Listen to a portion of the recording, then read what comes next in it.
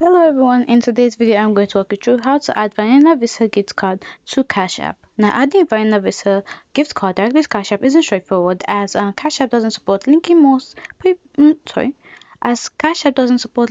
prepaid or gift card directly to your account. However, there are effective workarounds to transfer the balance from your Vanilla Visa gift card to your Cash App account.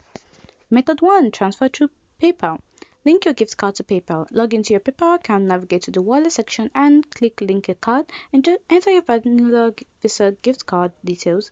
That is the card number, expiration date, CVV.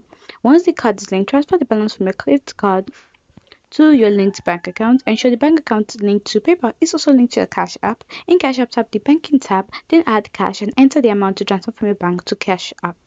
Note, this method is effective if your Vanilla Visa gift card is accepted by PayPal. Some users have reported issues with certain cards being declined.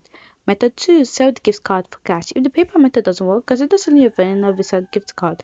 Use platforms like Cartonic allows you to sell gift card for cash. Register on the platform and follow their process to sell your card. Once sold, you receive the equivalent cash value in your bank account or preferred payment method.